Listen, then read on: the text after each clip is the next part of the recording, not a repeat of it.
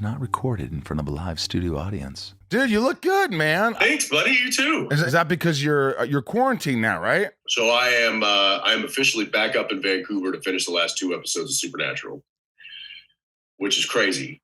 15 years, and we had 2 left, and virus hit, so they pulled the plug and said we'll let you know. And so they've just let us back up. I think we're the first Warner Brothers show back on its feet from the big pause. So, but in order to do so we had to fly to Vancouver, which is where we film.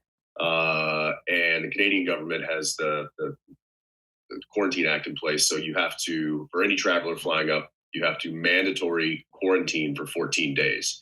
And that means like literally not leaving the threshold of your house. Like you cannot go outside for anything.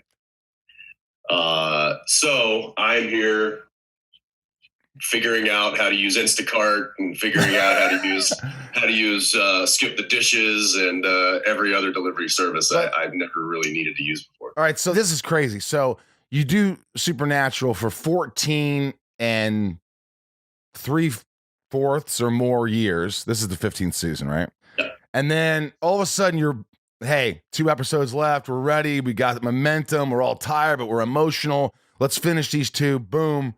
Go back to Texas, Jensen. And you're there for 5 months. Yes. Is it hard to be, look, you've been doing this so long. Do you even get nervous in terms of like, hey, it's been 5 months. I got to come back and shoot the 2 most important episodes of the series. And I have a lot riding on it, or you don't take it like that? I mean, I've got a lot of mixed emotions about it, and rightfully so. Moving into the final 2 episodes, it was we only did 20 episodes a season. I like to say the episode 19 was kind of the season finale, and then episode 20 was the series finale. And but as you know, doing a 20 episode or a 22 episode or a 23 episode season like we've been doing for so many years, you get to those last couple episodes and you're tuckered. I mean, you are spent. It's a marathon. And so usually what happens is you work your ass off for 9 months. And then the last couple episodes are the biggest, most emotional, most, action packed crescendo of the entire season. So it's like running a marathon and then they expect you to sprint the last few miles. And so it's always pretty exhausting. And I do remember having the thought of like, I wish we could like regroup and like have a little break and get some, get refreshed before going to these. And I did not anticipate a 4.5 month refreshment. I'm good. I'm refreshed. I'm ready to go. Hot sun, mom's famous ribs, Joey's laugh, stained shirt. A picture is worth 1,000 words. That was 9. With new Stick and Move photo tiles, you can refresh your wall art on a whim. Make any moment wall-worthy with Shutterfly.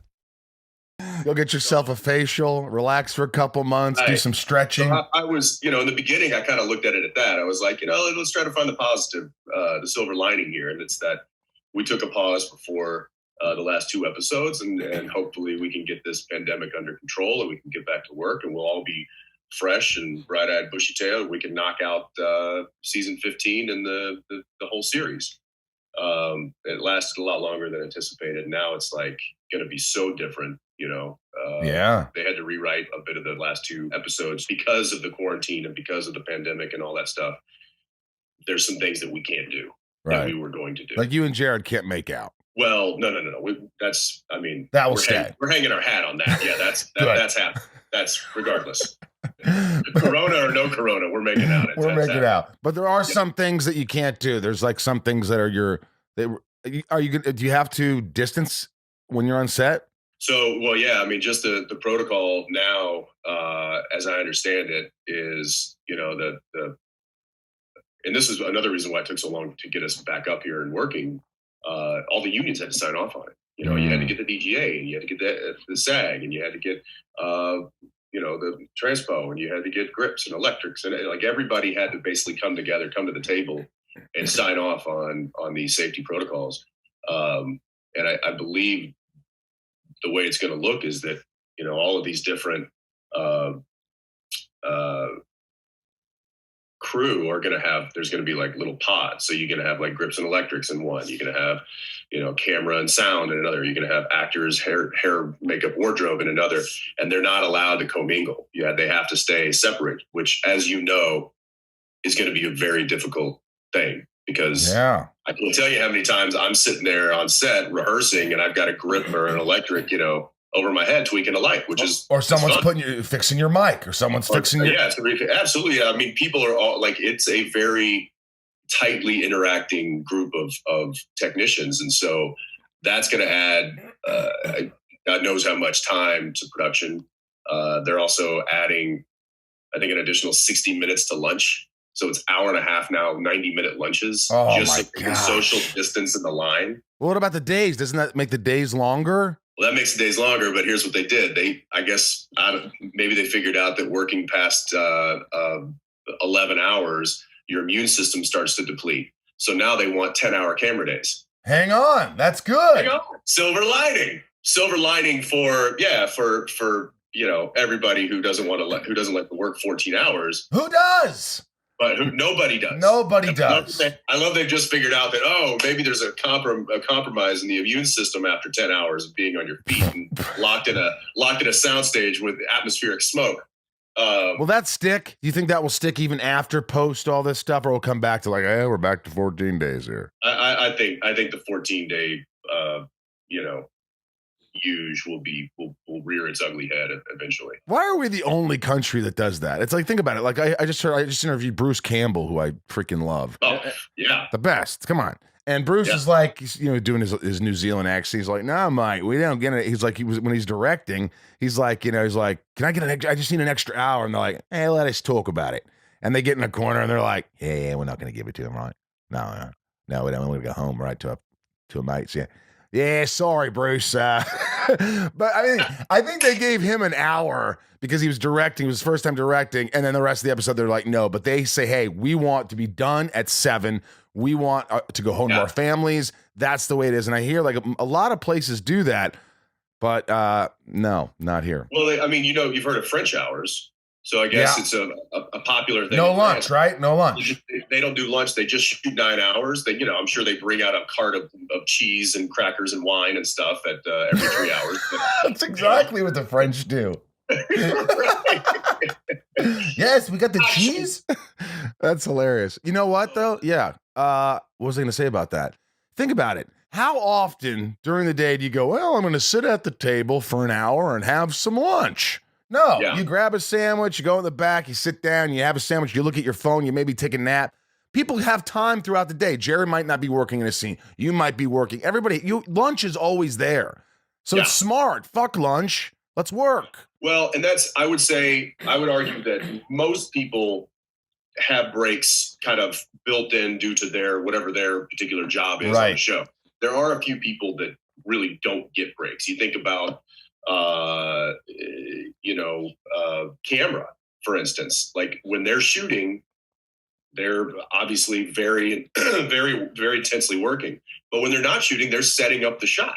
I would say camera doesn't have a whole lot of time. Obviously the DP's got to be there setting everything up. And then when we're shooting, he's got to be there making sure he or she's got to be making sure that the shot is still lit properly. So I'd say there's a few people that do need built-in breaks, but for the most part, you're right. It's like you've got 10, 15, 20 minutes every couple of hours to go and have a quick bite or and by the way, we do not starve on this set. I mean, there's constantly food at craft service. And then on top of that, we got catering making us breakfast. You got catering making lunch, and then in between that, you got craft service building in sandwiches, soups and sandwiches after 3 hours after call, and you got 3 hours after lunch, you got hot snack. What's your go-to? Like, they know you've been doing this show for 15 years, so like you guys are the leads.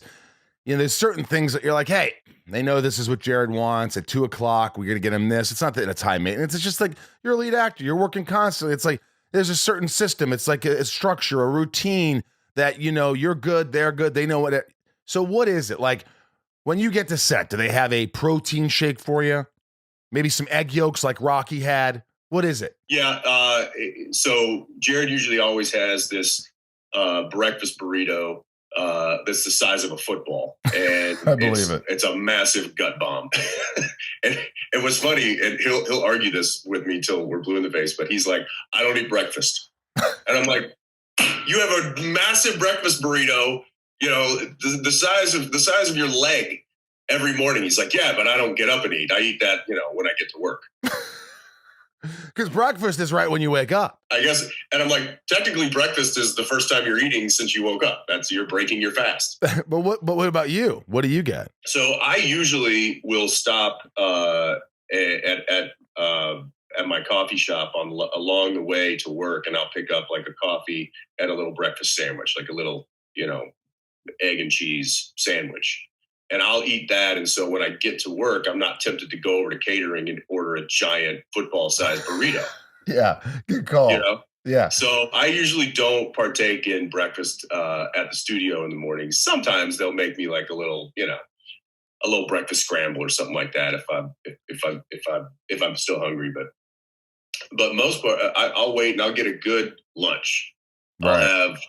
They'll make me like a platter with like, fruits and vegetables and some deli slices and some cheese and some hummus or whatever. They mix it up for me. What's a no-no though? What do you know that if you eat it, you're going to be tired? It's going to put you in a crash. What do you stay away from throughout the day so you have the energy? What do you eat and what do you don't eat? Not eat. I try to stay away from like the donuts, the heavy sugary stuff because that'll feel good for, 5 minutes, and then you're going to be like, I'm going to be in my trailer sleeping for the next hour. Right. What about steak? Steak's not good during the day, isn't it? Hard to digest. Not really. I mean, if they like during the, at lunch, if they're making steaks and stuff, I'll have them cut me a few bites, but I'm not eating big meals throughout. I'm eating kind of like, low portions consistently throughout the day.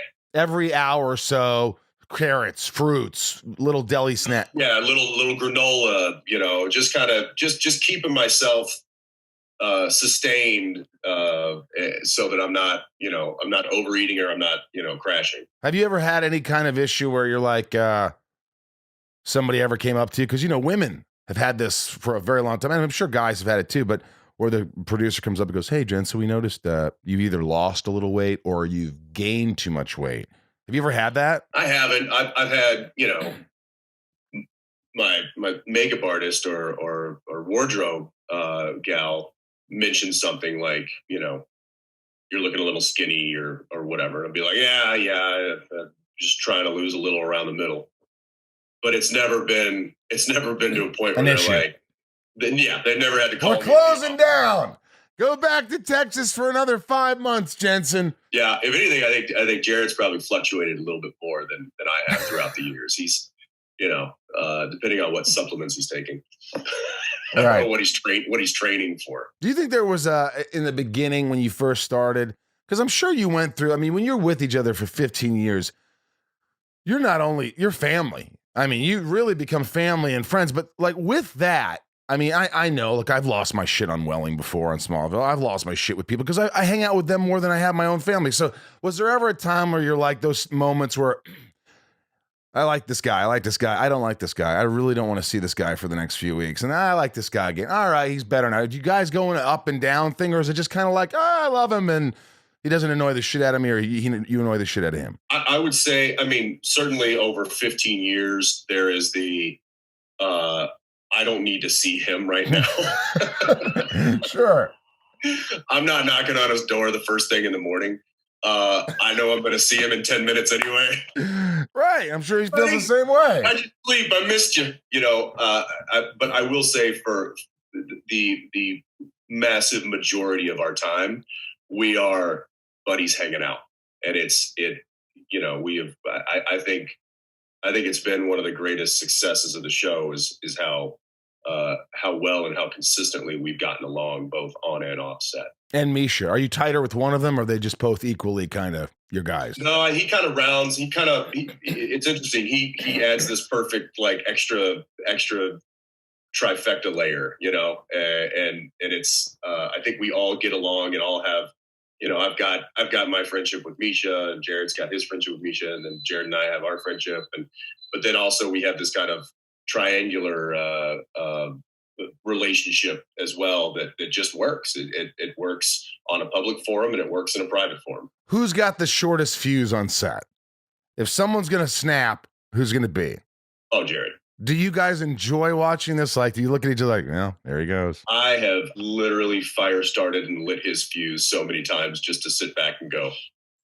What is it you do? Is it things like, because Welling would do that to me, and he would also be I know Welling would do that. Fucking to you. Asshole. He would sometimes he'd be in a pissy mood, and for some reason, if I came in and I was a pissy mood, it'd make him happy. He would suddenly get out of the bad mood. He'd love seeing me lose it. What are we doing? Why are we filming? They told me to come to set. I had to rush to set. I'm late. And then, I'll turn around. He's got his hand up to his face. He's like, fucking like, but I would say generally Jared and I's frustrations are very much in line. So if something is not working or something just seems off or it's frustrating, right. I will either quickly bring it to his attention or he'll quickly bring it to mine. And then depending on the severity of it, I also know where this could go. Either he's going to get wound up and heads are going to roll, or I'm going to diffuse the situation and cooler heads will prevail and we'll move past it. Very rarely do I get tuned up and do I get wound up and have to tune somebody up. What's an incident where Jared would have probably been like, wow, Jensen's going off. Like Jensen he's even killed. He never loses it. What's the one moment I could see it? You remember it? No, well, I'm trying to think. There's been a few over the years where he surprisingly just got to sit back and watch me go off. Although, he is the type and he's the good friend that he is. He's right there behind me to throw in the insults as well. So there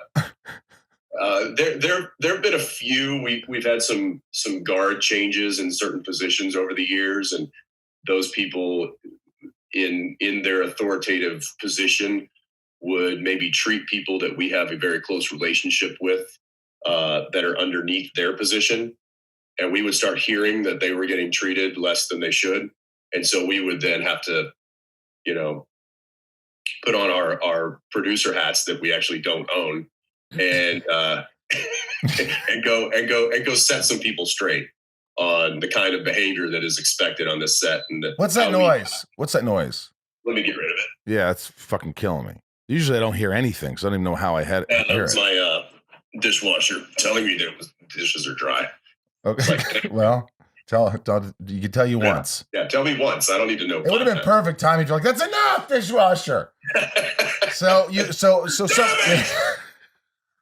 someone is not getting treated as fairly because someone of a higher importance, whatever the hell, I don't know. You know what I'm saying? They're just getting that. So you guys step in and sort of. And you probably hate that. You're like, shit, now we have to, because it takes a lot of energy and you have to deal with something. You don't want to deal with it. Now you got to deal with it. Yeah, well, I think, Jared and I have worked very hard. We know that tone on set is a very important thing. And, you've been around, you've been on enough sets to know that toxic sets are just exhausting to be on. It's not fun. The work's not fun. Everybody's walking on eggshells. And the egos are flying off the hand. It's like I don't want to be a part of it. I don't want to work in that place. Toxic, yeah, you don't want that. So we know that we have a heavy hand in setting the tone on this set, and he and I try to really do justice to that. And everybody should be treated fairly. Best idea wins, no matter if it comes from the producer, director, or the PA who's sweeping up the broken glass. I've had my on-set carpenter lean into my ear and be like, it'd be funny. And I'm like, I'm doing that. So there's a very communal kind of feeling that we have on our set. And if somebody is having a bad day, or if somebody tries to wreck that tone and be a shithead, then we're usually the ones that call them out and handle the situation. Right. Do you think after 5 months off, in your head, you're sort of like 3 months in, you're like, Daniil, your wife, you know this. Yeah, Do you ever, I'm aware. I know her. do you ever go, I could do another season? I mean, Yeah. all these months off, I'm going to call the producers and let's go. Let's get another one going. That was the longest. That's the longest break that I've had in 14 years from the show. That's what I'm saying. By the way, longer than the writer's strike in season 3. Wow. Which was what, 08? I remember that. Yeah. Yep. Oh, it was 08. Yeah. Yeah. That's, it's also the longest I've ever gone without traveling anywhere. It's the longest I've ever spent. It's the longest I've ever spent consecutively with your family. With my family consecutively. Whoa. So yeah, I mean, I'm certainly ready to go and refreshed and ready to get back to work. But the ship has already sailed on this being the last season. Jared's already got another show lined up. I've got a few stokers in the fire, and so we're gonna knock this out, try to do it justice. I've always thought that there is a possibility of 5 years down the road getting the call and saying, hey, let's do a little short order action for a streaming network and bring them back for 6 episodes. That's going to happen. The show's too famous not to happen. Right. I mean, they'd be silly. I mean, it's not like you guys are going to age that much in 5 years. I mean, it's been 10 years since I did Smallville, but I'm a little older, but Lex Luthor could be old. You can still do it. I can still do it. I'm older. Like I'll shave, whatever. Yeah. But yeah, you guys could do that. So it's always there. It's timeless. It's something that you guys could do 25 years from now. Hey, what's going on? Yeah, can you believe we're still doing this shit? Yeah, we are. Yeah. And I do feel like this isn't like the long goodbye right now. I feel like this is let's hang this in the closet for now and we'll dust her off, down the road a bit. Inside of You is brought to you by BetterHelp Online Counseling. This is something that's really easy for me to talk about. I talk about it on the podcast, and that's why they're still around. They're still a sponsor, and they just offer such a great service. And I think that's obvious. If you think you might be depressed, obviously these times are hard, and a lot of times, not just with what's going on in the world now, but people face a lot of difficulties. It's called life. But if you're feeling anxious, stressed, or overwhelmed, and it's hard to talk to just a friend or someone else, and people have this feeling that they can't talk to counselors or there's some. But I think that things are changing, Ryan. I think that we're starting to normalize things, especially like my podcast, and I think people are starting to be a little more comfortable and open up. And I think when you open up, you become a better person, and I think you get to be a little more comfortable with yourself and understand the things that go wrong and the things that happen. We're all human. We all have flaws, and it's important. It's important to talk to someone. You can talk with your counselor in a private online environment at your own convenience from wherever you're comfortable. BetterHelp counselors have expertise in a broad range of areas such as depression, like I talked about, relationships, difficulty sleeping, trauma, anger, family conflicts. BetterHelp can give you access to help that may not be available in your area. Simply fill out a questionnaire to help assess your specific needs and get matched with your counselor in under 48 hours. Easily schedule secure video or phone sessions with a therapist, plus exchange unlimited messages. I do. Everything you share is confidential. And if for any reason you're unhappy with your counselor, you can request a new one at any time, no additional charge. Join the 1 million plus taking charge of their mental health with the help of an experienced BetterHelp counselor. In fact, so many people have been using BetterHelp, they currently are recruiting additional counselors in all 50 states. BetterHelp is an affordable option, and our listeners get 10% off your first month with the discount code INSIDE. Get started today at betterhelp.com/inside. That's betterhelp.com/INSIDE. Talk to a therapist online and get help. Inside of You is brought to you by Magic Spoon. I love me some Magic Spoon. Ryan, When I was a kid, I would just eat, those cereals that you would just chow down on. Those cereals. Mm-hmm. I don't know if we're allowed to say those cereals. Well, why the hell can't I? No, just those cereals. Yeah, but they had the big fun pictures on the front, and they were fruity, or they were chocolatey, or they were lucky. Whatever they were delicious. But now I'm an adult and they're like, you shouldn't eat like that. The guy Wilford Brimley's like, you're going to get diabetes and, all this crap. And I'm like, finally, there's a cool alternative. They sent me, Magic Spoon sent me these boxes. Look at this. Fun. And you're like, oh, these are fun. But check this out. 0 sugar, 3 net carbs, 11 grams of protein, cocoa flavored. It's chocolatey, grain-free cereal. Yeah, look at you, Ryan. What is that? That's the frosted. That's the blueberry. I got the fruity and the cocoa. I'm telling you, I'm not going to say what it tastes like. I'm going to say it's delicious. It really is delicious. Growing up, cereal is one of the best parts of being a kid, but I had to give it up.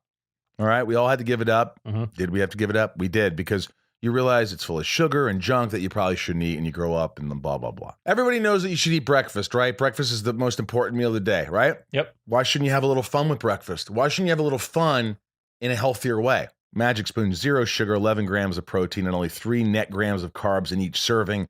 4 flavors. This is the variety pack I got. I really suggest you get the variety pack. I mean, you got the cocoa, the fruity, the frosted, the blueberry, keto-friendly, gluten-free, grain-free, soy-free, low-carb, and GMO-free. Tell them where to go, Ryan. Go to magicspoon.com/IOU to grab a variety pack and try it today. And be sure to use our promo code IOU at checkout to get free shipping. And Magic Spoon is so confident in their product, it's backed with a 100% happiness guarantee. If you don't like it for any reason, they'll refund your money. No questions asked. Come on. That's magicspoon.com/IOU and use the code IOU for free shipping. We thank Magic Spoon for sponsoring our podcast and giving us a bunch of delicious free cereal. Inside of You is brought to you by Quip. If you haven't heard of these guys, I don't know where you've been, because they have a great product and you've heard people talk about them millions of times. Ryan, when's the last time you got rewarded for brushing your grill, your teeth? Never. Never, right. That's true. Never. Nobody rewards you, but Quip rewards you. Quip has a new smart electric toothbrush, and good habits can earn you great perks like free products, gift cards, and more. So what's crazy is they have this app and Bluetooth, right? You connect it to Bluetooth. Everybody knows how to do that. It's very simple. It's even I can do this. And it tracks how well you're brushing, how long you're brushing, these things, which then can give you rewards. You're getting rewarded, essentially getting money back if you think about it, Ryan. The Quip Smart Brush for adults and kids connects to the Quip app with Bluetooth. Like I said, you track how well you brush.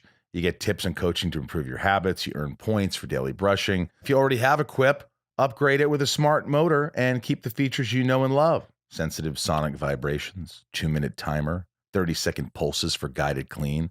I love it. I love it. I love it all. Beyond the brush, Quip has everything you need to build a complete routine.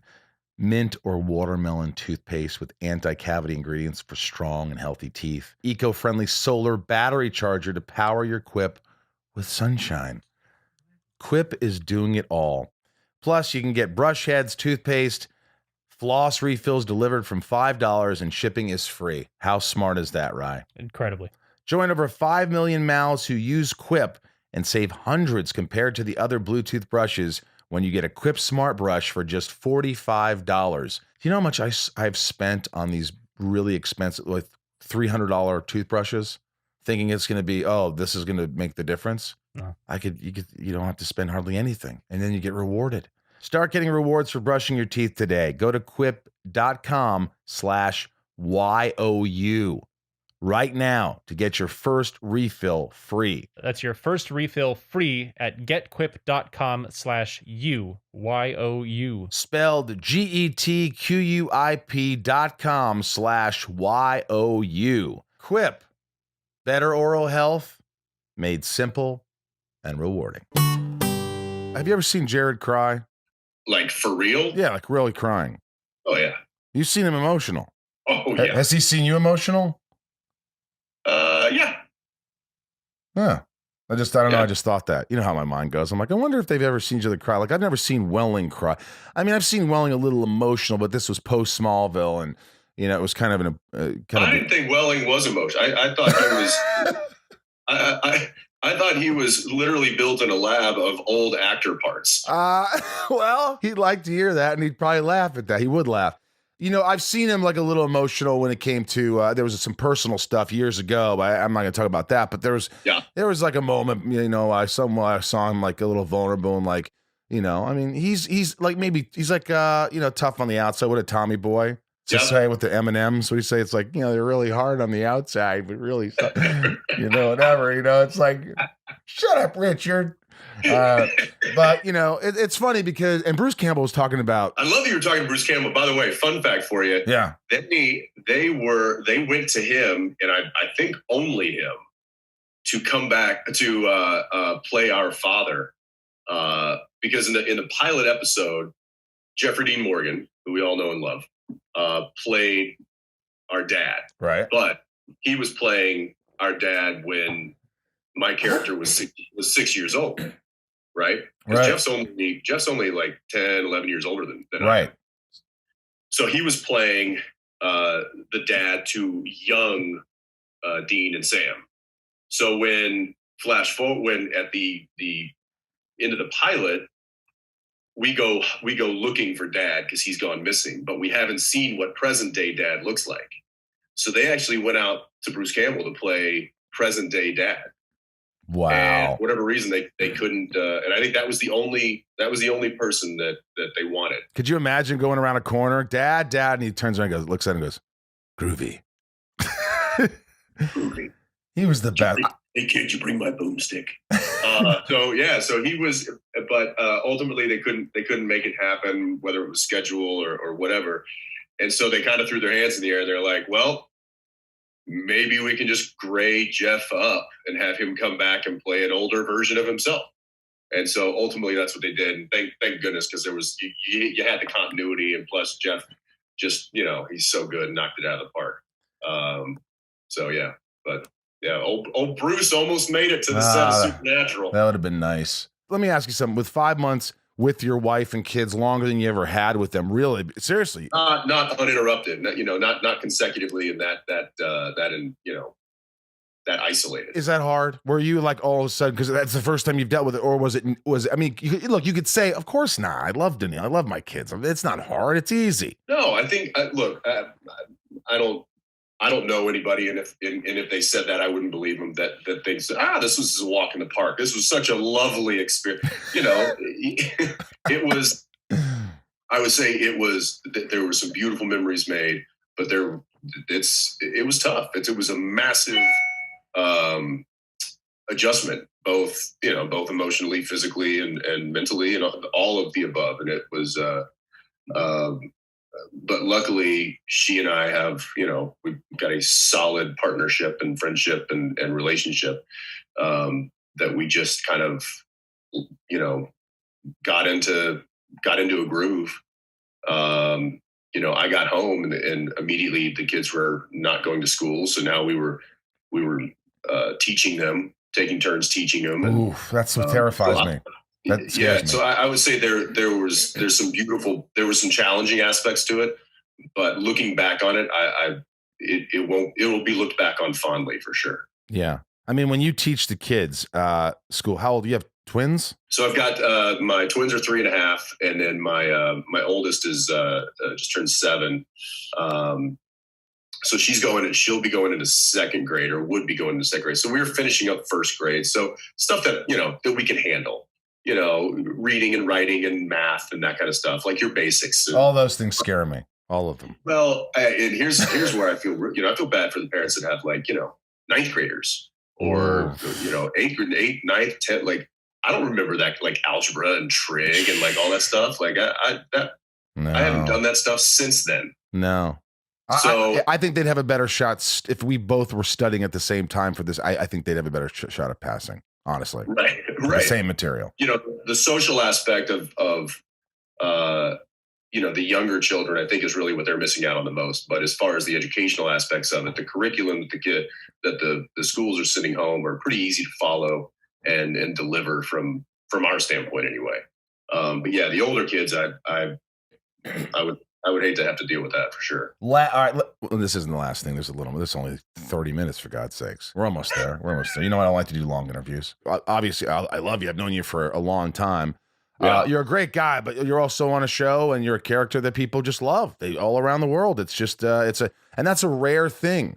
That's a rare thing. And I know some people, some actors, we all do it, will think, you know, we got to prove that we could do something else. We've got to do this. We've got to do this. I'm like, wait a minute. You're on one of the biggest shows ever. What do you have to prove? What do you, Jensen Ackles? So do you ever look like, I got to prove myself, I got to write, I got to do this? Or do you do things really because you just fucking love those things? Right. Yeah. How many lotteries do you have to win to be considered success? Right. Are you pretty content, or do you want to do more things because you just love acting, you love creating, you love producing, and you want to keep doing that? Or is it more like a balance, like, I got to stay in the limelight, got to stay in this, got to be present, got to be relevant? Do you feel any of that pressure? Sure, absolutely. I mean, there's a lot of people asking me, you know, what are you going to do? What are you going to do? What's next? What do you want to do? And I think I'd be deaf and blind and insensitive if that didn't at least affect me in some way, or if I wasn't like, oh yeah, maybe I should come up with a game plan.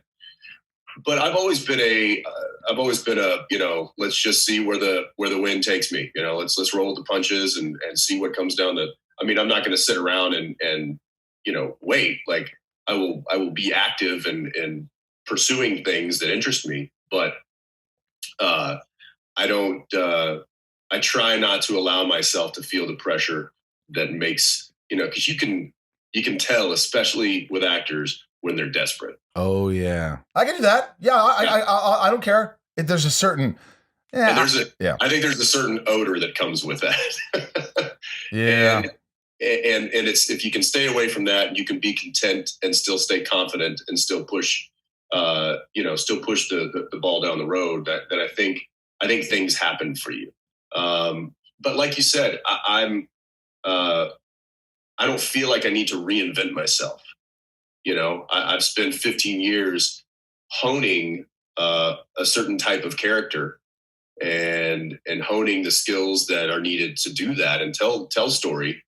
So why not parlay that into the next situation? You know, somebody was like, what are you going to do? Are you going to try to do romantic comedies? Are you going to try to do something completely out of the box? Are you going to try to do, and sure, that all sounds fun, but I also know that I enjoy playing the type of character that is Dean Winchester, because I've done it for 15 years, and I don't want to destroy that. I want his legacy to be great. I want the show's legacy to be great. I've enjoyed playing that character. Right. So why wouldn't I want to play a similar character on a different stage? Right. So, but at the same time, it's like, I don't know, maybe something comes along and, I get a call to go meet Chuck Lorre, and then all of a sudden I'm on a half hour. You know, I'm kind of, I don't say, oh, this is my lane, I'm going to stay in it. But I do also understand that the audience that has been built over the past 15 years is used to seeing me in a certain light, and I'm happy to stay in that light as long as it stays lit. See, that's, it's awesome because I could just tell you're so comfortable with yourself and you're so honest. I mean, obviously since I met you, how old were we? I was like 25, 26. You were like 22. 24. Yeah. 23. Yeah. It's just a good attitude to have. And I think it's something that, as I get older, I just think, as long as, again, caveat, if I have a family and I have to make money and I have to pay, which I do, I still have to pay bills. I don't have a family. I still have to pay for my mom's shit.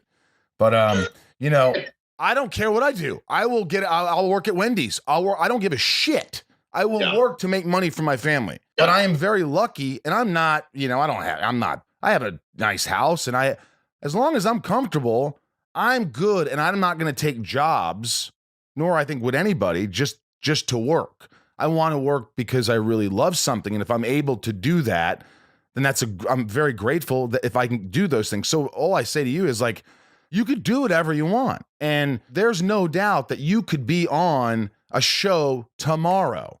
If you took meetings with networks, I know he's on a hit show. He's got a huge following. It's a done deal. So I would just say, man, just enjoy it and get the right thing. Don't jump on something else that you might, because you got lucky because you love this series and it's a good series, but you might not get that lucky again. We don't always get that lucky again. Remember, winning the lottery twice. Yeah. And I'm not giving you advice. I'm just saying, because you've had a more successful career than I am. All I'm saying is, like, hey, if you don't need to go do something, don't do it because you're like, it could be. No, man, because the next thing, just love it. Just love it and say, you know what, I'm going to have some fun. That's what I think there's a lot of pressure, on me. Maybe it's from me and from, the people in my camp and stuff, of what that transition piece is going to be coming out of Supernatural, and I do think that probably has a little bit more pressure on it than maybe what comes next down the line. So I do want to be thoughtful about my next move, just from a strategic standpoint, because I want that to be able to set me up for something moving forward. Right. Whether it's a movie or a short order streaming network thing or a guest arc on an existing program or whatever it might be. But I think it should be something that is that the audience, it's not too drastic. It's not, all of a sudden he's a serial killer. Yeah, or in some like crazy period piece and is in drag. Mr. Winchester. Yeah. Right. Yeah. Whatever it might be. But by the way, that might be fun to do down the road. Right. But I think it's important to kind of stay in the ballpark of where I've been really happy and successful for the past nearly 2 decades, and then transition, in a good way, so that the audience is like, oh yeah, that makes sense. I like that. I want to see him do that. You know who did that pretty well was Nathan Fillion. He sort of did. Yeah, I know Fillion pretty well, and I've asked him about that. And he did navigate that very, very well. He's certainly someone to emulate. The only thing I would say is, like, I know that a big part of this too is agents can be very influential in terms of like, hey man, this is the time to strike. This is what we need. I know, but you got this producer, because remember, they see paychecks, they get a chunk. So I've done it. I've been like, oh, okay, I should probably do that. Why did I do that? I didn't really want to do that. But I guess I made him happy and I made my business manager happy. So I guess everybody's happy, but now I have to go to work and I don't know if I really want to. And I'm not that happy. I'm not that happy. But maybe you're just not happy. All of a sudden I just started with this new project that I really want to do and I'm not available anymore. Yeah, I'm not saying anything. I just No. It is true. You gotta be smart and you gotta navigate all that. You gotta understand that, at the end of the day, you gotta do something that that lights your fire. You came out with an album. I did. As did you. Yes, I did. Yeah. I think that's the new midlife crisis go-to project now these days. You know what, though? I will say this. My reason for doing it is I was terrified. And with that terrifying feeling, I just loved it so much that I was scared, but I was like, I kept thinking, I don't have the chops. I'm not a great singer. It's always just this, but do you love it? So go do it. Who cares? Why do you care? That's bullshit. You sound great. Like thank you. I've heard you sing before. I've heard you play before. Listening to your album, I was like, son of a bitch. Well, that's how I feel about you. And I'm like, we say midlife crisis, we go actor or singing, but you know what? If you love it, and you know what, you have all I'm saying is I did it, and I didn't do it because it was just one of those, maybe it is midlife crisis. It was like one of those things like, why haven't you done this? Oh, you're a little too old now. Just fucking do it. Do it for you. And I did it, and I was so grateful. Aren't you grateful? You've done albums and things like that, but this is like, I've never written and constructed one from the tip to stern. You know, right. This is the first one because you've been on other albums like I have, like songs and things like that, and you're like, and you sound great. I'm like, he should do an album. So you did an album, and how hard was it? I mean, it was not that hard at all. It was, and by that I mean, yeah, it took time. It took, you know, you had to commit and stuff, but it was really fun.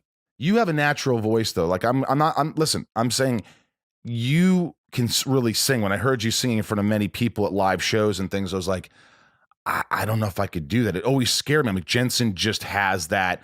I don't know. You've always had a great voice. And so I knew it would be easier for you. To me, to get comfortable with something I've never had a lesson, I don't know what the fuck I'm doing. But what's your favorite song on the album? Oh, gosh. Hang on. I think I've got it right here. Well, I got it right here. I'm going to play a little Sounds of Sunday if you don't. Someday. Look at that. Oh. Dude, Radio Company. Radio Where'd you come up with that? Was it just a kind of a... It was, there's one of my favorite coffee shops in Austin, Texas is called Radio Coffee. And so I'm sure that like subliminally influenced it, but also Steve Carlson, who I made the album with, he and I were talking like, you know, what kind of music we want to do, what kind of, because our influences are across the board, you know.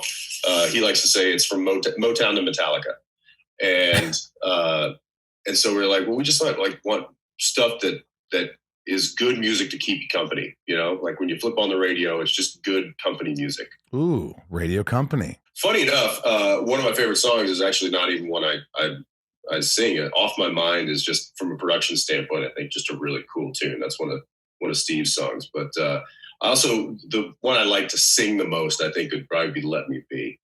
Although Drowning's pretty cool.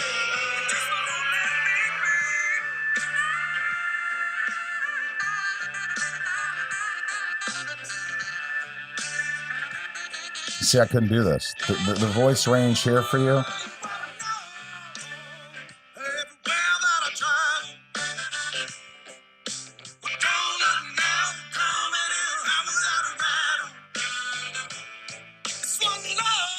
Come on. I mean, good Lord, son. I mean, how'd you not blow your vocal cords out? It was funny. We actually recorded vocals and the band, all of it at one time. That's the way to do it, because it's the energy. When I have to sing solo after the band's recorded and they're all staring at me, that's hard. I found that the most difficult from a process standpoint. That was the most difficult, was singing in a vocal booth with headphones on and a microphone staring at you, and that's it. I would get so frustrated. Like when I go on we do these conventions, these supernatural conventions, I'll go out and I'll play with, the band Loud and Swain is Rob Benedict's band, and they come out and they do a whole concert Sunday night or Saturday night, and they'll have some of the actors that want to come up and do. It's kind of like, the Last Waltz, they'll come up and they'll sing a tune or whatever. And right. It allowed me to come up and sing a few times with them. And it's a totally different, there's so much energy. Yep. Your voice is like, the adrenaline is pumping, and it's like your voice is doing things that it probably wouldn't normally do. And that experience, I'm like, oh, cool. I'll just take that right into a recording studio. Nah. Yeah. It was just amazing just to be in the studio I'd never been in. And like Jason Manns, who we love, I'm sitting there playing the song I wrote, and he goes, "Hey, what's that, Rosie?" I go, "It's just this little love song I wrote." He goes, "Get in the studio. Let's plug him in. Let's do that song." We did 2 takes, and that was I think my favorite song in the album. It was just impromptu. Yeah, we had a couple like that, that are just kind of like, it's just easy. Yeah, you're not trying too hard. It's really easy. And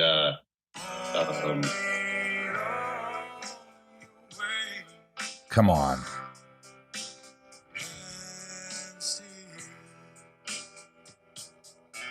That got on the show, actually. They used that on Supernatural.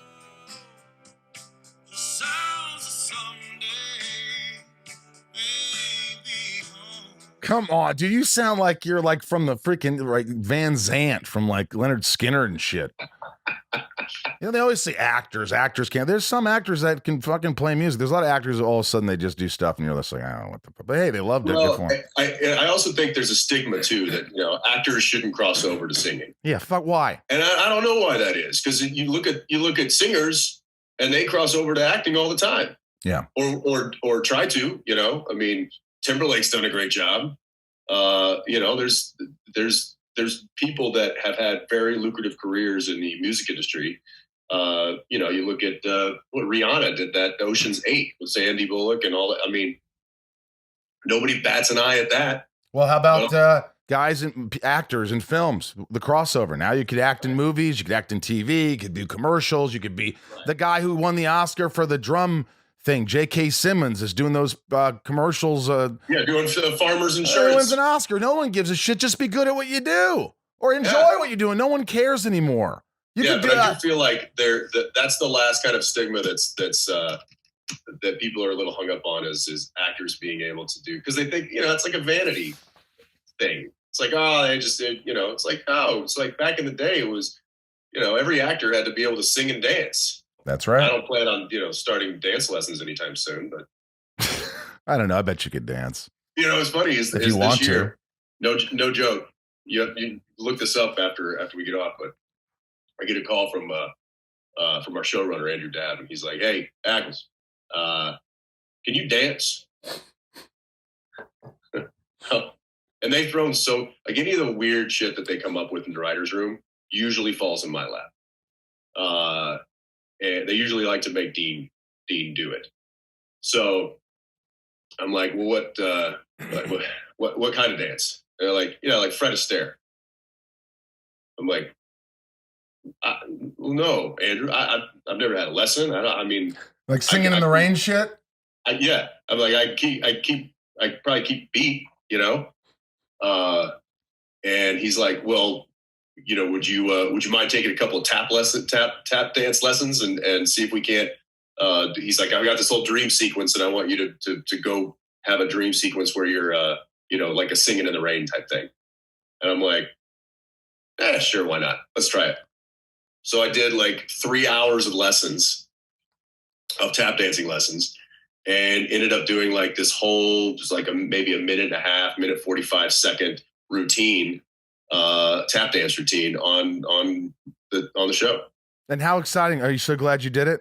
It was really, my thing is I get really like competitive with myself. So like I wasn't getting it at first. And I think the poor camera guys and stuff, because it was a huge, camera suite that was on a crane and, a big jib arm. And so it was a big, and we did the whole thing. It wasn't like we cut it up into segments. We kind of we tried to do the entire thing in like one swooping shot. And I think I must have done it like 18 different takes. I was like, no, I missed that one step. Let's do it again. I think camera guys are probably, they're used to us going, no, one more. No, come on, let's go again. They might get annoyed, but you got to just whatever. If you have any say. I'm not usually like that. Like I'm I pride myself on knocking it out in one take for most things. But this, I was like, I just, it was out of my comfort zone, and I wasn't gonna settle, and so I kept dancing. I mean, I must have burned 10,000 calories that afternoon. And that's when your makeup artist said, "You're looking a little skinny, Jensen." Yeah. I just tap danced. Yeah, a tap dancing woman. Good Lord. They're hard on the outside, but damn it, Richard. I miss him. God, I miss him all the time. There's nobody funnier than Chris Farley. I talk about it all the time. I jump into it inadvertently. What's your favorite Farley quote? Oh. Would you call the U.S. Embassy? I don't speak Japanese. I'm saying it live. Good Lord. I don't know. The one line I probably use the most, and this is something that gets thrown back at me quite often from my wife as well. We use it on each other. Is anytime she or I is going like, "Oh wow, look at this desk. This is fantastic. I mean, you could put so much stuff in here." Yeah, anything you want to keep cold, Tommy. Which I guess is a Brian Dennehy. Well, no, but it's a Tommy Boy scene. It's a Tommy Boy scene. It's like, yeah. Anything you want to keep cold, Tommy. Can I take my blindfold off? I never told you to wear one. I think my favorite one is when he's talking to the girl from Married with Children. I forgot the actress's name. Christina Applegate. Christina Applegate. Gosh, I should know that from the PM Dawn song. Remember? Christina Applegate, you got it going on. Why do I remember PM Dawn, but I don't remember Christina Applegate? I don't know. So there's a scene where he's they sing Set Adrift on Memory. Yeah, that's it. Set Adrift on Memory. Yeah, Christina Applegate. You got it going on. He's with David Spade and Christina Applegate. He says, what do you want to do with your life? To Christina Applegate, she goes, I want to live in a van down by the river. And he goes, you can see he's getting pissed off. He's like, well, you'll have a lot of time living in a van down by the river when you're living in a van down by the river. The best is watching Spade try to hold it together through that whole thing. He's just dying. Do a little doobie rolling. I can't see real well, Dad. Is that Bill Shakespeare over there? That's right. That's the best line. Is that Bill Shakespeare over there? I can't tell. Dad, I wish you'd just shut your yapper. Oh. Inside of You is brought to you by Lucy. Hi, Lucy. Lucy Nicotine is a company founded by Caltech scientists and former smokers looking for a better and cleaner nicotine alternative. Finally, tobacco alternatives that don't suck. I just got my shipment. I've been smoking a little bit. I hope my mom's not listening to this or my grandma, but I hate that I'm doing that. And when Westwood One called and said, hey, Lucy would like to be a sponsor, I said, are you kidding me? It was a godsend, for God's sakes. I want to stop smoking. It's embarrassing to say because I'm not a heavy smoker, but the fact that you're smoking at this day and age, but you got to stop this crap. And the one way you do it is Lucy. Lucy's an alternative, and it's the gum tastes delicious. I mean, I could chew this all day, but you probably shouldn't chew it all day, should you? Researched and developed for 3 years to be made for people, not patients. I love that. Lucy has created a nicotine gum with 4 milligrams of nicotine that comes in 3 flavors: wintergreen, cinnamon, pomegranate. I got the pomegranate. I like the pomegranate, but I'm going to try the cinnamon and the wintergreen soon. Lucy also has a lozenge with 4 milligrams of nicotine and cherry ice flavor. Each and every flavor actually tastes great, and that's true. It's convenient. It's discreet. Products can be enjoyed anywhere, on flights, at work, on the go, or even in the gym. Hey, Ryan, it's 2020. Get rid of your cigarettes, unplug your vape, throw out your dip, and get some Lucy nicotine gum or lozenges. This is the real deal. A subscription to Lucy comes directly to your door each month. It's so simple that you don't have to leave your house because Lucy has delivery down. Listeners, go to lucy.co and use promo code INSIDE to get 20% off all products, including gum or lozenges. That's lucy.co and use promo code INSIDE at checkout. Also, I have to give this disclaimer. Warning, this product contains nicotine derived from tobacco. Nicotine is an addictive chemical. Lucy.co, and be sure to use that promo code. Inside of You is brought to you by Hydrant. You know what? This was a blessing in disguise, Ryan, because I'm constantly dehydrated. I never drink enough water. I get fatigued. I wonder why. And then I start using this electrolyte powder that Hydrant makes, which we're going to talk about. Mm-hmm. And I do it a couple times a day, and I feel like I have more energy. And it's amazing how when you hydrate, you always think there's something wrong with you. I got to take these pills. I got to take whatever. I got to drink a soda. And then you just take some electrolytes, some powder and water, and mix it in an 8-ounce glass or whatever. And all of a sudden I'm like, I feel pretty good. Hydrants, they're badass. Yeah. Summer's here. It's crazy hot outside. We all know that we should drink more water, but by the time we feel thirsty, guess what? You're already dehydrated. That's right. You can't focus. You feel tired. Drinking enough water is critical for healthy lifestyles. It increases your brain power, boosts your productivity, it prevents headaches, increases your focus, it improves your skin and mood. Look at my skin, Ryan. Glowing. Yeah. It helps your digestion, gives you energy, it helps prevent bad breath, and it can even help you lose weight. But how much should we drink each day? 10 cups, a gallon, it's confusing. The good news is that it doesn't have to be so complicated, and that's why I start my day with Hydrant. Hydrant has created a refreshing electrolyte powder that you mix directly into water to more efficiently and effectively hydrate your body. It hydrates you quickly and keeps you going longer. If you're looking for that extra boost of energy, there's also Hydrant Plus Caffeine, which contains 100 milligrams of caffeine from green tea. And Hydrant is backed by research. The formula was developed by an Oxford scientist It's also loved by pro athletes, top performers, celebrities, and thousands of 5-star reviews. And it's made with real fruit juice powder, is delicious and refreshing, and comes in a variety of flavors, including new summer-friendly iced tea lemonade and fruit punch. Yummy. Plus, it's backed by a 100% satisfaction guarantee. You don't love it, you send it back, full refund. We've got a special deal for our listeners to save 25% off your first order. All you do is go to drinkhydrant.com/inside or enter our promo code INSIDE at checkout. That's DRINKHYDRANT.com/INSIDE and enter promo code INSIDE for 25% off your first order. Drinkhydrant.com/inside. Enter the promo code INSIDE to save 25%. And we thank Hydrant for sponsoring our podcast. Really quick, these are rapid answers. You don't have to talk. It's shit talking with Jensen Ackles. These are my patrons. I have a Patreon account. They love the podcast. They support it. They're amazing. They get to ask questions. Nico, is there a movie that you're excited to watch with your kids someday, but can't watch it just yet because they just aren't old enough? Yeah, I never read nor watched any of the Harry Potters ever. And I got so late in the game that I was like, you know what? I'm just going to wait until the kids are old enough to do that. And I tried to watch the first one this past year with my oldest, who was 6 at the time. And it was too soon. So I literally left the room for 5 minutes to go to the bathroom. And that was when Voldemort came out. And then next thing I know, she's just like standing in the bathroom with me. I'm like, ah, what? What are you doing? She's like, there's a really scary man on the TV right now. I'm like, okay. And I came out and I'm like, good Lord, you're right. That has no face. Turned it off. So I'm excited to start that whenever that time is. But I you know what her favorite 2 movies are right now?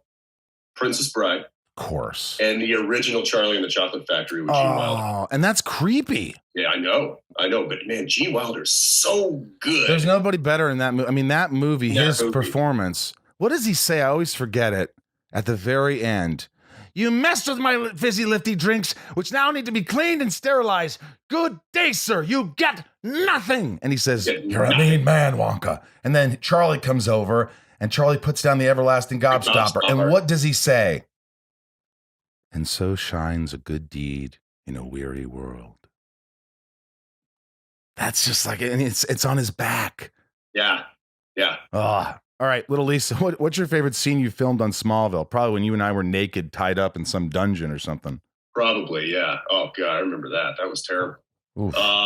Favorite scene, I tell you, my least favorite scenes was anything having to do with football. And I love football, but I mean, the fact that I was the junior coach, it was so bizarre. ridiculous. Yeah, it was a little bizarre. It was bizarre. Favorite scene, I Kissing Kristen, come on. Yeah, let's just go with kissing. I mean, that's the obvious choice. Obvious choice. Danielle, you won't get mad. This was years ago. He was a child. Child, Danielle. She won't listen to this anyway. She doesn't listen to you, does she? No. I'll tell her we're talking about her. Maisha, with Supernatural being over, have any interesting projects been brought to you? Can you hint on any? Is there anything that maybe you can't really talk about that's something that's brewing? Yes. Okay. Good answer. Why say something if then it doesn't happen? Like, whatever happened to that 10 years from now? Like, I don't know. That's one thing I learned early on is don't talk about auditions ever. Oh, no. My mom still asks me if I got Private Ryan. I'm like, Mom, it's a classic now. Have you told her yes? Yes, Mom, I'm the sniper. Yeah, there I am, right there. Right there. Can't see me. I died. I'm one of those bodies on the beach. Samantha K., what was your favorite part about starting your own family brewery? How is that doing with current world events? Good question. Free beer and a continuous supply of beer. I can go to the brewery anytime I want and get beer. Now, can you send that beer, or you can't send that? No, because there's a lot of alcohol board law. We can only, if we distribute outside a certain radius, then we have to sign with a distribution company, and that's like next level stuff. So you don't make cans; you just glasses of beer, mugs of beer. We make cans. And we sell it to local grocery stores and liquor stores and markets and stuff. So you can buy. We have 3 flagship flavors that you can buy at 52 different locations in in Central Texas. What if you just sent me as a gift and then I Venmo'd you and then I could just have like a classic edition of a Jensen Ackles beer can? Yeah, I'd have to. I mean, look, off the record, you could probably anybody could probably grab a 6-pack off the shelf and then wrap it up and FedEx it to you. That's probably doable. Okay. All right, you guys know who you are. We live in Texas. Let's get over there. Somebody send Mike some beer. Yeah. Nancy D, what's the one role you'd drop everything to play, or the one person you would drop everything to work with? Good question, gosh. Nancy. I would say there's some iconic characters that have really shaped kind of who the style that I enjoy playing and the characters and stuff.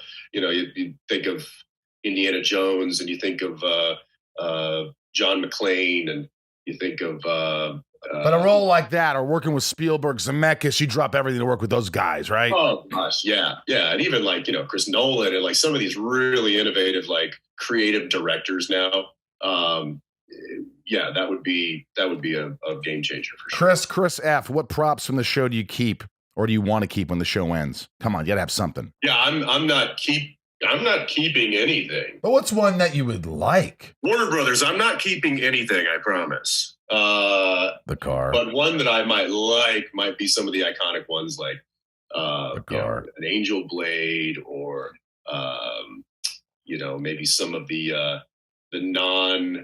non-lethal weapons that we used. But I will say that the big one is one that I can share that I am taking home with me, and that was sanctioned by Warner Brothers. I'm getting the car. What? Have you not told anybody about that? I may have mentioned it, but that's big news. That's big news, dude. That's incredible. Are you gonna drive it? Are you gonna keep it in your garage and just keep it there, for all time's sake? So my plan as of now is when we wrap up the show here in a few weeks, they're gonna hand me the keys, and I'm gonna put that sucker on a car carrier, ship her home to Texas. And I got a couple of folks that I'm talking to. Was that in your contract? Did you say I want that, Mike? It was. What season did you do it? I've been talking about that for 2 years now, and they finally added that to my contract this last season. Is there a double? There is, and I think they offered it to Jared. I don't know if he's going to take it because it's kind of beat up, and it's. I'll take it. I'll take the. I know exactly. I mean, he might take it. I don't know what he's going to do with it, but the hero car, right. the one that we always drive.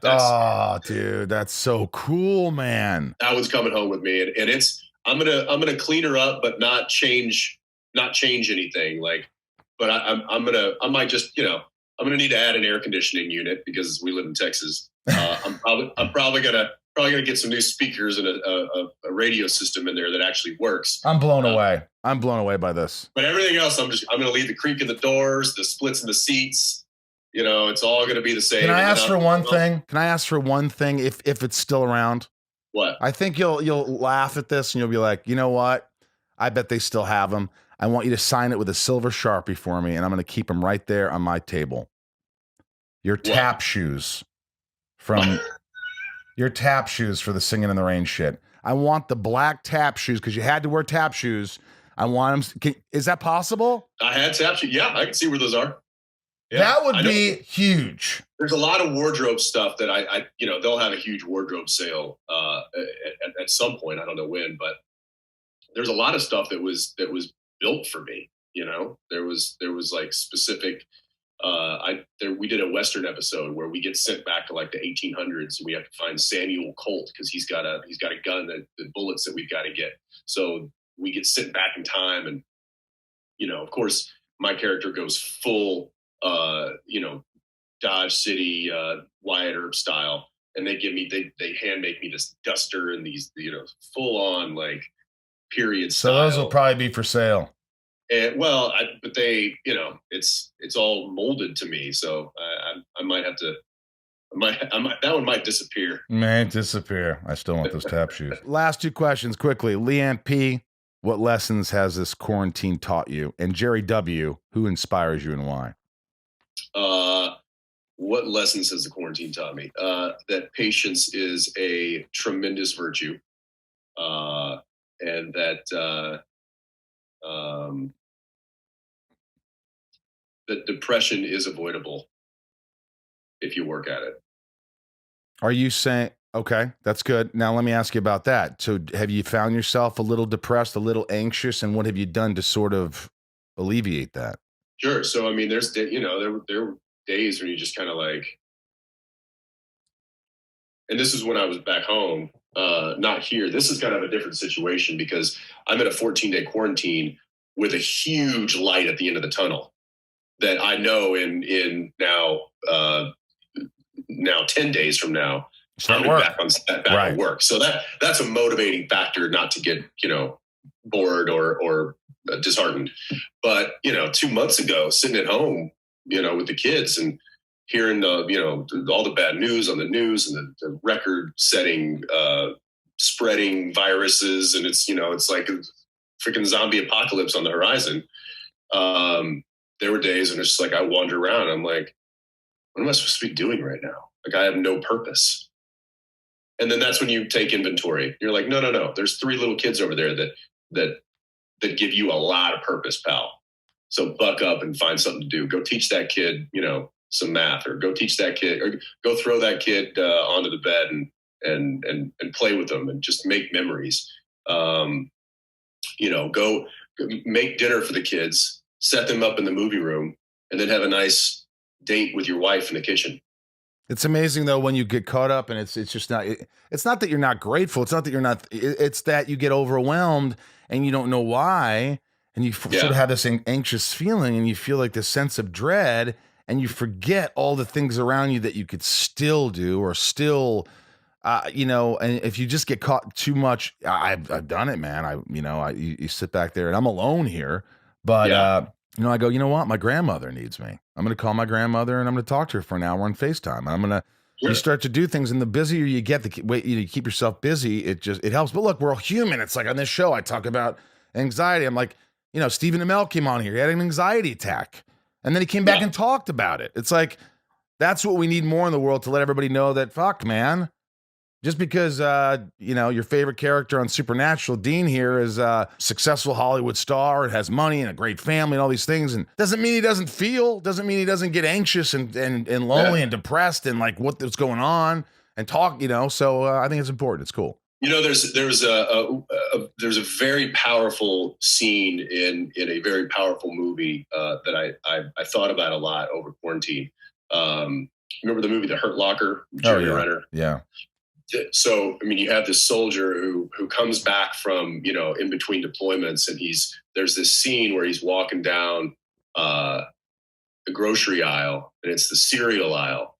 And he just turns and looks at this just wall of cereal, and he just stares at it, because he's just come from basically fearing for his life around every corner. Disarming bombs, being shot at, eating and drinking, slop and just in the shit over in Iraq. And then he comes home stateside, and it's just like, you've got 47 different types of cereal at your disposal, anything you want. And it's just this wall of what's the word I'm looking for? Options or of possibility. Opulence, it's like all this. And that was powerful for me, because it was like,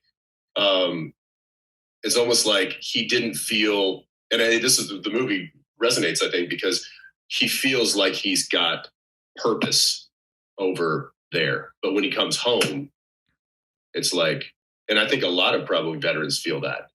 And I think a lot of people are starting to feel that in quarantine. It's like when you're working, when you have worth, when you have purpose, when you have motivation to get up and you do something. I haven't set my alarm clock in 4 months. My alarm clock used to be set every day to get up, because I had people waiting for me on set. I had to get up. I had to learn my lines. I had to read the next script. I had to figure out what I was doing. I had to go to stunt rehearsal. I had to go get, a prosthetic fitting. I had, you're doing things, you're moving. You're motivated, you're working, you have purpose. And when you strip all that away, and now all of a sudden it's like, what am I supposed to be doing right now? It's a hard ocean to navigate. Yeah. But I think that's when you lean into, you find purpose. and you look around you and you take inventory, and you're like, you know what, I'm going to call my grandmother. Yeah. You know what, I'm going to go out, I'm going to take my kids outside and shoot some basketball with them, or I'm going to call a friend. I'm going to find some reason to get motivated to keep moving to the next hour. So we deal a lot with, there's a lot in the fandom that are beautifully vocal about their struggles with mental instability or with depression or whatever it might be. And I've met a lot of these people that fight it on a daily basis. And I don't envy that, but I'm encouraged and inspired by how they continually do that on a daily basis. And so if I've felt like I've tasted just a fraction of that throughout the quarantine, I would say that what I've learned from that is that you've got to find a way to stay motivated and find purpose in every day and every moment. And that kind of gets you to the next moment. Yeah. And I also say that, just thank you for coming on today and you being vulnerable and just talking about real stuff. Like always, just being real. It helped. Someone out there is listening and saying, hey, I relate, or I get it, or that's nice to hear and see what you're doing and what helps you. And, it sounds like we all need routine, whether you're doing a TV show or whether you're watching kids, or, if you're watching kids, which is probably the hardest job in the world at home, a stay-home mom or dad, or, it's like, hey, wake up, do something for yourself real quick before the kids wake up, exercise, find the time for you, or you're going to implode. There's got to be that time for you, or it doesn't matter whether you have kids or a wife, or you got to get right. I would assume I'm single, but that's. Oh, and that was one thing that Danielle and I do is we it's not even talked about anymore. I know when she needs to go and, go out in the garage and work out, or, I need to get on the phone and talk to an adult, and we just like it's just a handoff. Right. It's like an unspoken handoff. Like I got the kids. You go do what you need to do right now. Yeah. Well, dude, I love it, man. I love it. I love talking to you. I hope you'll come on at least once a year. Chitty chit. Just got to catch up. You're just a great guy. I've known you for a long time. You too, man. Yeah, it's a lot of fun. Do you want to say anything as in closing? I'm sure you said it, but just to all the fans out there, to everybody who's watched you for all these years, and anything at all. I'm sure you've already said this, but I mean, look, the fact that this show has stayed on as long as it has is because people have not just found us, but have stuck with us. And, that is all the encouragement that I need to keep working as hard as I possibly can to provide the product, the entertainment that I can for people like all of you. And it is a gift that you have given me, and it is a gift that I intend to cherish and to utilize properly. I had a really great Zoom call with Senator Cory Booker yesterday. And, he's apparently such a Supernatural fan. He's watched the entire series twice, and the second time he watched it was during his presidential campaign. And but he gave me some really great piece of advice. It's like, look, when I want to turn my brain off, I get to turn you guys on and just escape into the world of Supernatural. Wow. He's like, that was a gift for me.